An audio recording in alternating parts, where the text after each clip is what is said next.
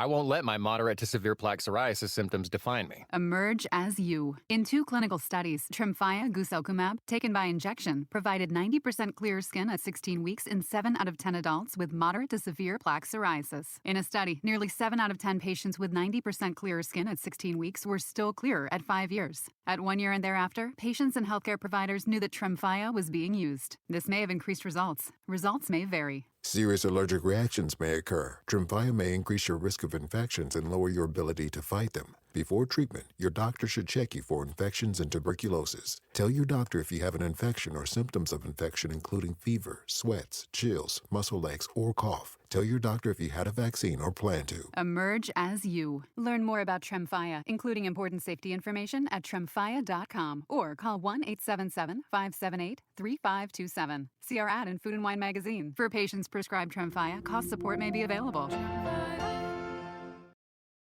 Shopify is the global commerce platform that helps you sell at every stage of your business. Shopify is there to help you grow. Shopify helps you sell everywhere, from their all-in-one e-commerce platform to their in-person POS system. Shopify's got you covered. Shopify helps you turn browsers into buyers with the internet's best converting checkout, 36% better on average compared to other leading commerce platforms, and sell more with less effort thanks to Shopify Magic, your AI-powered all-star. What I love about Shopify is how no matter how big you want to grow, Shopify gives you everything you need to take control and take your business to the next level. Shopify powers 10% of all e-commerce in the U.S., and Shopify is the global force behind Allbirds, Rothy's, and Brooklinen, and millions of other entrepreneurs of every size across 175 countries. Plus, Shopify's award-winning help is there to support your success every step of the way. Because businesses that grow with Shopify. Sign up for a $1 per month trial period at shopify.com/Westwood1, all lowercase. Go to shopify.com/Westwood1 now to grow your business, no matter what stage you're in. Shopify.com/Westwood1.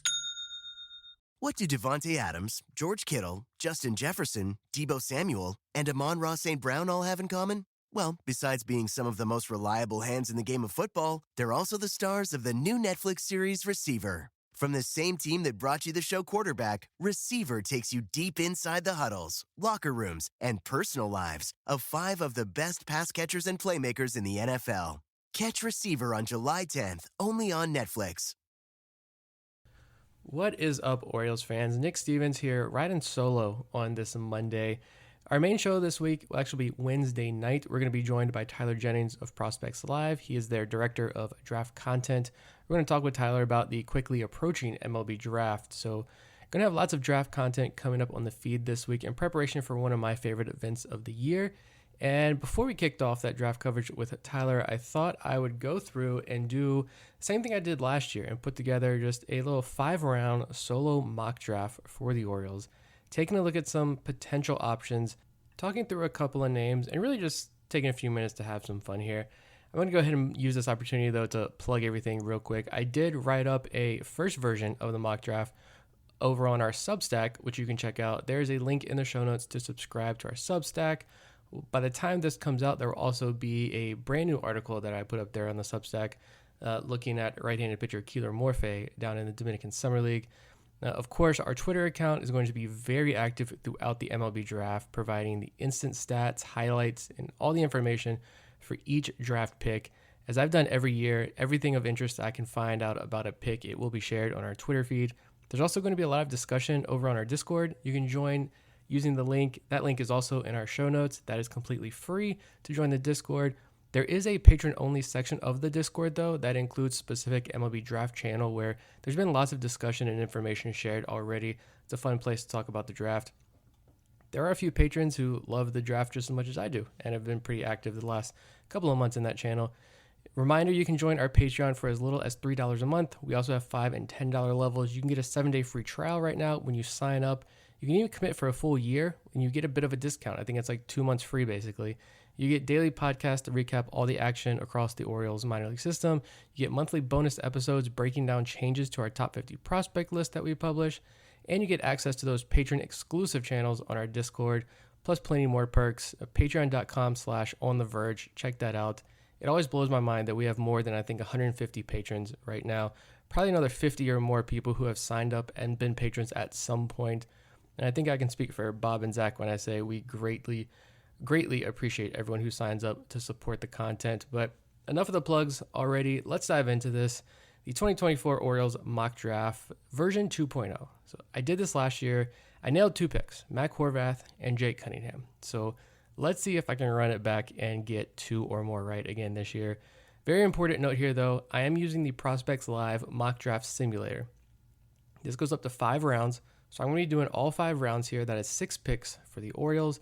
They have the PPI pick for Gunnar Henderson, winning Rookie of the Year honors last year. And I'm only going to be controlling the Baltimore Orioles, so every other pick is going to be simulated by the Prospects Live board. And since this is audio only, I'll try and set you up with each pick, looking at some intriguing names who went off the board, a few options of who's available with each pick, and provide some notes, my observations about guys, and why I selected each of those players. So it's fun exercise for entertainment purposes only. Let's see what the simulator can give us here. All right, you know what that sound means. It means the Orioles are on the clock and the pick is in. We are at pick 22 in the first round. Oregon State's Travis Bazzana went number 1 overall to Cleveland. I think that is going to be the right move in real life for the Guardians.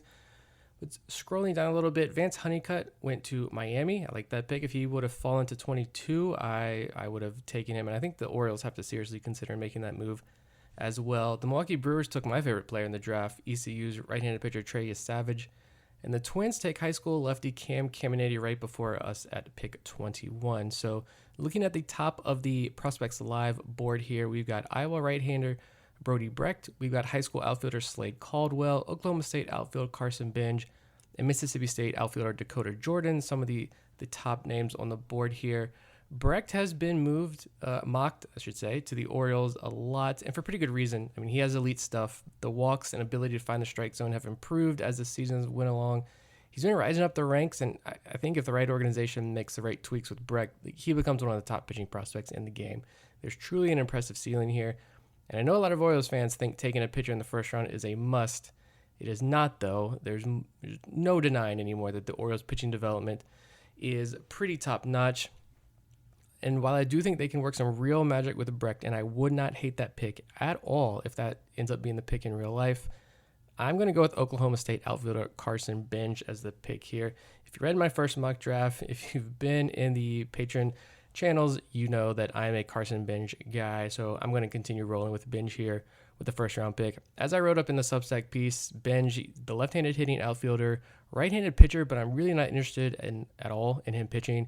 He had 18 home runs this year for the Cowboys, walked 49 times, struck out 51 times, so nearly identical walked strikeout rates, around 16%.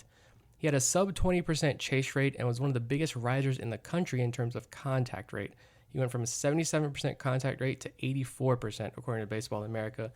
I've watched some interviews of his as well. He appears to fit that growth mindset that the Orioles are attracted to. He did hit a lot of ground balls, more ground balls than you like to see from a hitter, but the power is clearly there. The swing decisions are there. The contact rate is there. I think it's easier to get these hitters to create loft and start driving the ball out if they're already good at making contact. And I think Orioles Director of Player Development, Anthony Villa, said as much when he was on our show a few months ago. So I'm not too concerned about the ground ball right here with Benj. Give me Carson Benj, and let's see what the Orioles can do with this bat. As a side note, I mean, you can't leave this draft for the Orioles without some Oklahoma State connection. You go Jensen Elliott and Jake Lyons in the 2019 draft, along with signing Noah Denoyer after the draft, who was committed to pitch for Oklahoma State. Jackson Holliday, Nolan McLean in 2022. You got the Holliday family there at Oklahoma State, so I'm sure the Orioles have the full book on a Benj. If you'd like to know the grades here, looking at Baseball America grades, they give Benj a 55 hit, 50 power, run, and field, 60 arm, overall 50 grade prospect. All right, we're at the PPI pick now here. 32nd overall, the pick awarded to the Orioles for Gunnar Henderson, winning Rookie of the Year. Brecht went to the Dodgers at 23. Dakota Jordan went to the Phillies at 27. And then 2 college arms went off at 30 and 31. Duke lefty Jonathan Santucci, and then went to Texas, and Tennessee righty Drew Beam went to Arizona. So some names at the top of the board we're looking at here. Kentucky outfielder Ryan Waldschmidt, Tennessee third baseman Billy Amick, LSU third baseman Tommy White. Both of those names have been linked to the Orioles in mock drafts. Northeastern outfielder Mike Sirota, a name I still like despite a down year this year. In my first mock, I went with Louisiana Lafayette shortstop Kalen DeBarge here, who is going to, I think, either go pretty early to a smart organization or someone's going to get a tremendous value when he falls, depending on how the board shakes out here in real life. I want to go DeBarge here again, but let's mix this one up because he's still sitting here. I'm going to take Kansas State shortstop Kalen Culpepper with pick number 32 overall. He's been mocked to the Orioles a few times, more so recently. Sometimes at pick 22, sometimes it's at pick 32. I think if the Orioles can get Carson Benj or Brecht or another super high upside player there at 22 and then have Culpepper fall to them at 32, I think that would be pretty fantastic. As noted in many of the national mocks, the Orioles apparently are very interested in Culpepper. There is some solid connection there. At least there's solid connection rumored to be there. And I think he opened a lot of eyes in the NCAA regionals. He took Hagen Smith of Arkansas deep. That was a fun game to watch. And it seems like the college shortstop class just maybe isn't what it usually is in terms of the high ceiling guys. There are a lot of high floor guys who I'm interested in, but if you can walk away from this year's draft with a college shortstop like Kalen Culpepper, I think you have to be feeling pretty good. So Culpepper hit 11 home runs this year for Kansas State, had a near 14% strikeout rate and a 12.5% walk rate. Good numbers there. He was 17 for 21 in stolen base attempts. He has shined in postseason play. He shined for Team USA. According to the mocks and public reports, at least, it's believed he could stick at shortstop. MLB Pipeline notes that they think he can be a potential Gold Glover at third base, but may lack the power you like to see from the bat if you move him over there into the hot corner. You look at other reports, they all tend to agree, though, that he's likely more of a doubles or gap hitter than a home run hitter as a pro, and he will chase, which is a red flag. I know Keith Law noted some high chase rates when he saw him in postseason play this year. I think he was at one of the regional matchups. I just think it's not the strongest class overall, and while Culpepper does have holes in his game, he's without a doubt, I think, one of the top bats in this second tier of hitters in the draft. So he's a good college defensive shortstop. You get him into the system and see what you can do with his bats. I just don't think there's going to be many opportunities to land a Kalen Culpepper type in this year's draft. And looking at Baseball America, I won't let my moderate to severe plaque psoriasis symptoms define me. Emerge as you. In 2 clinical studies, Tremfya guselkumab, taken by injection, provided 90% clear skin at 16 weeks in 7 out of 10 adults with moderate to severe plaque psoriasis. In a study, nearly 7 out of 10 patients with 90% clearer skin at 16 weeks were still clearer at 5 years. At 1 year and thereafter, patients and healthcare providers knew that Tremfya was being used. This may have increased results. Results may vary. Serious allergic reactions may occur. Tremfya may increase your risk of infections and lower your ability to fight them. Before treatment, your doctor should check you for infections and tuberculosis. Tell your doctor if you have an infection or symptoms of infection, including fever, sweats, chills, muscle aches, or cough. Tell your doctor if you had a vaccine or plan to. Emerge as you. Learn more about Tremfya, including important safety information at tremfya.com or call 1-877-578-3527. See our ad in Food and Wine magazine. For patients prescribed Tremfya, cost support may be available. What do Devontae Adams, George Kittle, Justin Jefferson, Deebo Samuel, and Amon-Ra St. Brown all have in common? Well, besides being some of the most reliable hands in the game of football, they're also the stars of the new Netflix series Receiver. From the same team that brought you the show Quarterback, Receiver takes you deep inside the huddles, locker rooms, and personal lives of 5 of the best pass catchers and playmakers in the NFL. Catch Receiver on July 10th, only on Netflix. Hi, I'm Angie Hicks, co-founder of Angie. One thing I've learned is that you buy a house, but you make it a home. And for decades, Angie's helped millions of homeowners hire skilled pros for the projects that matter. Get all your jobs done well at Angie.com. The living room is where you make life's most beautiful memories. But your sofa shouldn't be the one remembering them. The new life-resistant, high-performance furniture collection from Ashley is designed to withstand all the spills, slip-ups, and muddy paws that come with the best parts of life. Ashley high-performance sofas and recliners are soft, on-trend, and easy to clean. Shop the high-performance furniture in-store or online at Ashley.com. Ashley, for the love of home. grades. Baseball America ranks him as a 34th prospect in the class. 50 grade overall, 50 hit, 45 power, 55 run, 50 field, and 60 arm. So we're 2 picks down. Got 2 fun prospects here. Let's move to round 2, 61st overall. A lot of college arms sitting here that I like. Alabama's Ben Hess reminds me of a Lance Lynn type pitcher physically. Lots of high school upside here as well. But let's grab a pitcher. Maybe I'm reaching a little bit, but I'm fine with it right here. Let's go with Texas A&M left-handed pitcher Ryan Prager with this selection. Prager is a 6'3", 21-year-old lefty who did have Tommy John surgery back in October of 2022, so he missed all of 2023, but had a very strong 2024 at Texas A&M in the SEC. He has seen his stock rise a ton this season. He made 19 starts for the Aggies. He went 9-1 with a 2.95 ERA, 120 strikeouts to just 24 walks in 97 innings. So very, very productive numbers coming off Tommy John.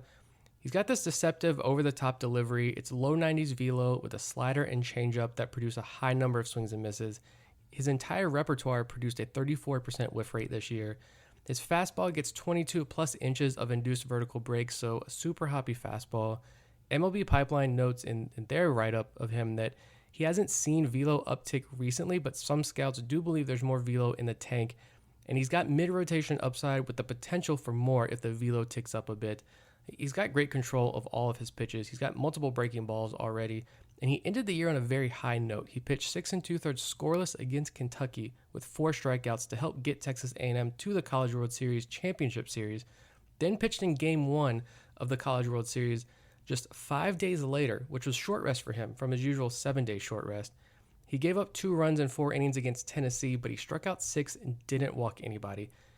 Go look at his SEC game log. He dominated pretty much every single week in the SEC. He outdueled Hagen Smith when they squared off against Arkansas. I think if you increase the velo, get a little bit more out of him, he's going to be an impressive pitching prospect. I'm going to take him here. Again, the second round, 61st overall. Again, to highlight the Baseball America grades, he is their 66th ranked prospect, 45 grade overall. He's got a 50 grade fastball according to Baseball America, 50 grade slider, 50 grade changeup, and 55 grade control. All right, let's move now to round 3, 97 overall. I was hoping Kansas State right-handed pitcher Tyson Neighbors would fall back to me, but he goes 85th overall to the Tigers. We've got Arkansas infielder Peyton Stovall sitting here. Missouri State outfielder Zach Stewart is someone who I've been reading a lot about recently. A lot of great reports on him. He's very interesting, and I would really like to take him here. My draft crush, right-handed pitcher Daniel Egan out of Presbyterian, is also available. It's between Daniel Egan and LSU lefty Gage Jump right now. I took Egan in the mock draft I wrote up on Substack. Go check that out. There's a video of Lance Brosdowski talking about Egan as he started his draft prep. He really jumps off the page, and I would love to have Egan in this organization, but it jumps off the page. Ironically, I'm going to go with LSU lefty Gage Jump here in round 3, 97 overall. I don't know if Jump falls this far in real life. Kylie McDaniel recently had Gage Jump going 62nd overall in his 2-round mock draft to the Atlanta Braves. So maybe it's not realistic to grab him here in the 3rd, but he's here. He's on the board. That's how the board fell. So I'm going to take him. Let's take the value here and go with. He is yet another lefty who had Tommy John in college. He started at UCLA in 2022. He had Tommy John surgery and then transferred to LSU, and he was very dominant with the Tigers this year, immediately coming off Tommy John surgery. 17 appearances this year, a 3.47 ERA, 101 strikeouts to 22 walks in 83 innings. And I think if you go with Ryan Prager and Gage Jump with these 2 early picks, you keep them in Sarasota after the draft, work them out there, and I think they'd be candidates to start the 2025 season, make their pro debuts in High A Aberdeen, as we've seen a number of guys do this year. 2 dominant SEC arms. I have no reason to believe they couldn't start next year in High A. According to Baseball America, Jump tops out at 97 miles per hour with, quote, great riding life that plays well in the top of the zone, 60 grade fastball with 55 grade slider and curve, along with a seldom used changeup with 50 grade control. I also know current Orioles pro scouting consultant Joe Drake, formerly at Prospects Live, saw a lot of tweets that he had back in the day about Gage Jump. Lots of video and watching him. Seemed like he was a Gage Jump guy back in the day as I try to connect some dots here and form some sort of connection. The Orioles also did just take Blake Money and Riley Cooper out of LSU last year. They're pitching pretty well for Delmarva right now. If you're going to stockpile arms out of one particular school, LSU is a pretty good school to do so. I think Ben McDonald would agree. Not that he would be biased at all. But Gage Jump, high-profile prospect coming out of high school, was originally drafted by the Padres, so I will happily take him here at 97 overall, the 65th ranked prospect on Baseball America's big board.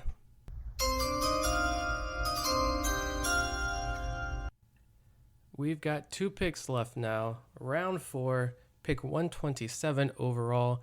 Daniel Egan almost fell back to us. He falls all the way to 124, and guess who takes him? The Tampa Bay Rays. Shocker. Pretty disappointing to see him almost fall back to us, but I think this pick is going to be pretty easy. So far, to recap, again, we've got Oklahoma State outfielder Carson Benj. We've got Kansas State shortstop Kalen Culpepper, Texas A&M left-handed pitcher Ryan Prager, and LSU left-handed pitcher Gage Jump. Now we're in round 4. At the top of the Prospects Live board, we are looking at College of Charleston's Cole Mathis, who I think is a nice draft sleeper. We could grab Ryan Prager's teammate, right-handed pitcher Chris Cortez. He gets into the upper 90s, had a 46% whiff rate this year. His slider alone had a 57% whiff rate. But I'm going to go with UVA outfielder Casey Salk here. And our guest on Wednesday, Tyler Jennings, actually has Salk pegged as a day 2 bat of intrigue. I know he's seen him a couple times this year. Kylie McDaniel has him as a 3rd rounder in his latest mock draft. So let's take the value and get Salk in the 4th round here. If you haven't heard of Salk before, he turns 21 on July 24th, so he's very young. Models will like that. He's listed at 6'3", 210 pounds. Started out in the infield, but has thrived in UVA's outfield. So there's that possible positional versatility already. We know the Orioles like and covet. He's coming off a season where he hit .344 with a .407 on-base percentage, 18 doubles, and 14 home runs. He had a .985 OPS. He does have a very unconventional and funky setup before his swing. But we know the Orioles have not shied away from guys with unconventional setups or swings before. See Hudson Haskin, Dylan Beavers, etc. There are a number of these guys in the organization. If you haven't seen the swing yet, just search on Twitter for his name, check out the video. It's weird, but it works. He had the longest home run for UVA this season. It was at home, a 463-foot blast that he hit at 109 miles per hour. And UVA puts out these weekly exit velo leaderboards, and Salk was routinely at the top of those leaderboards, 108 plus mile per hour batted balls each week. I'm also going to pull a quote here from Peter Flaherty over at Baseball America, the premier follow for college baseball, clips, highlights, news analysis. He said, quote, "He's very intrigued with Casey Salk," and this was at the beginning of the season. "Pro body, quickness in his hands, borderline plus power, can drive the ball to all fields, solid bat-to-ball skills, sound approach, plus arm in right field." So pretty high praise there. Love to hear that. We're talking about a 4th round pick here. All right, I will gladly take that. This time last year, Kylie McDaniel actually had Salk ranked in the same tier as Kalen Culpepper and Wake Forest shortstop Seaver King, who's going to be drafted well before, I believe, the Orioles pick in the 1st round. Salk isn't in that tier now, but we're talking about a 4th round draft pick here with a pretty impressive upside. So let's go. Let's take Casey Salk. If you're going to get more power out of that bat, and he's got that really impressive arm in the outfield, maybe he plays some infield as well. You move him around a little bit, i.e. Tavian Josenberger, Reed Trimble. I think he could be a really fun pick. And a fun note here, as we try to connect all of these dots, make the Orioles connections with these guys, Casey Salk's dad, Casey Salk Sr., played for the Orioles organization back in 2000 and 2001. His dad hit 6 home runs and had a near 300 batting average for the then Gulf Coast League Orioles.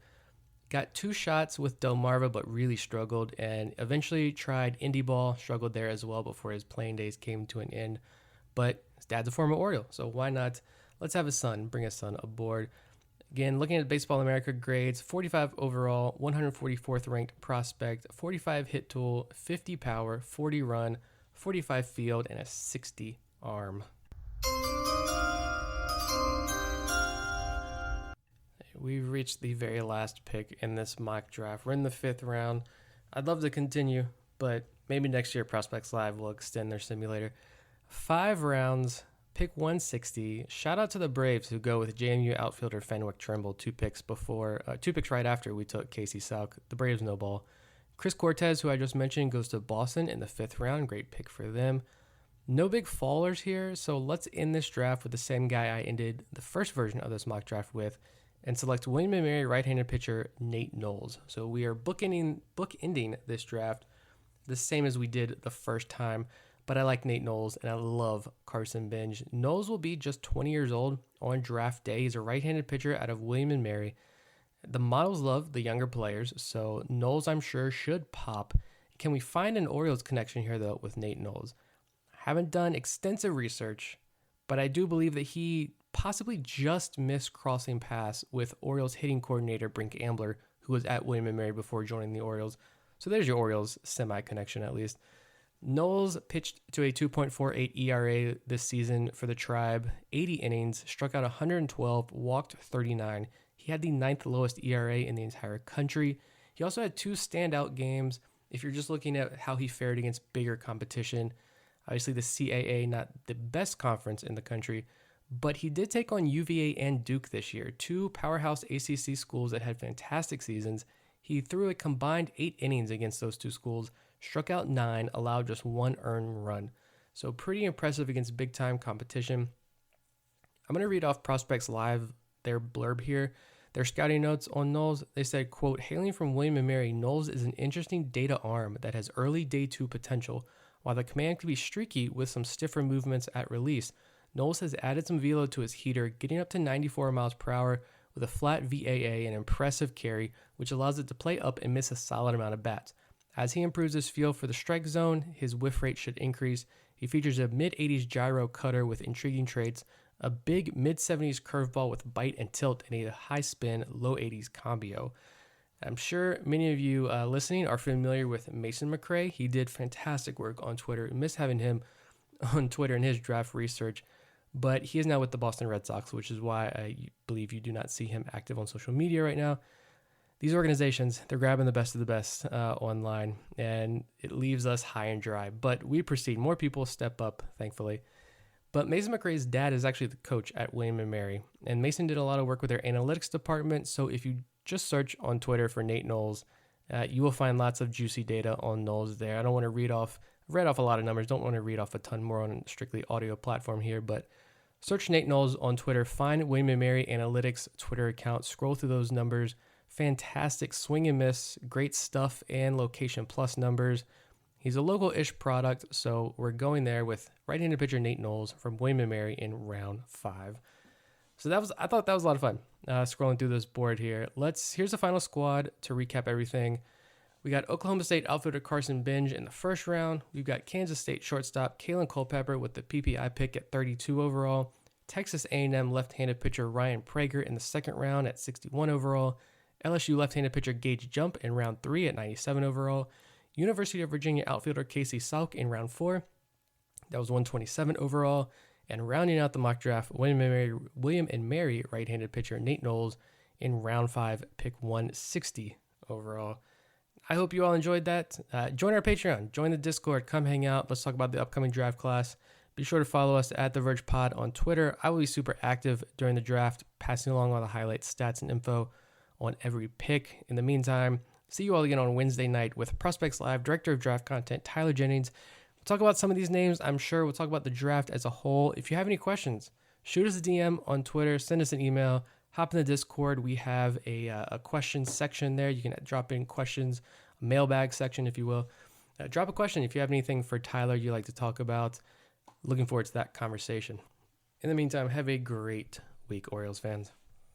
I won't let my moderate to severe plaque psoriasis symptoms define me. Emerge as you. In 2 clinical studies, Tremfya guselkumab, taken by injection, provided 90% clearer skin at 16 weeks in 7 out of 10 adults with moderate to severe plaque psoriasis. In a study, nearly 7 out of 10 patients with 90% clearer skin at 16 weeks were still clearer at 5 years. At 1 year and thereafter, patients and healthcare providers knew that Tremfya was being used. This may have increased results. Results may vary. Serious allergic reactions may occur. Tremfya may increase your risk of infections and lower your ability to fight them. Before treatment, your doctor should check you for infections and tuberculosis. Tell your doctor if you have an infection or symptoms of infection, including fever, sweats, chills, muscle aches, or cough. Tell your doctor if you had a vaccine or plan to. Emerge as you. Learn more about Tremfya, including important safety information at tremfya.com or call 1-877-578-3527. See our ad in Food and Wine magazine. For patients prescribed Tremfya, cost support may be available.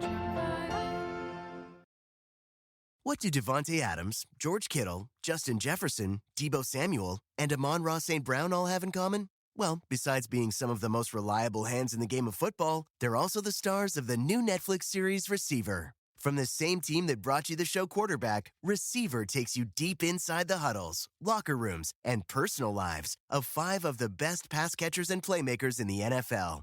Catch Receiver on July 10th, only on Netflix. Hi, I'm Angie Hicks, co-founder of Angie. One thing I've learned is that you buy a house, but you make it a home. And for decades, Angie's helped millions of homeowners hire skilled pros for the projects that matter. Get all your jobs done well at Angie.com. The living room is where you make life's most beautiful memories. But your sofa shouldn't be the one remembering them. The new life-resistant, high-performance furniture collection from Ashley is designed to withstand all the spills, slip-ups, and muddy paws that come with the best parts of life.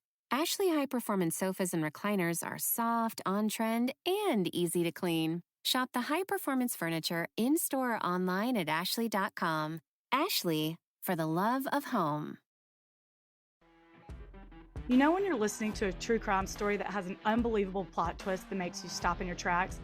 That's what our podcast, People Are the Worst, brings you with each episode. I'm Rachel.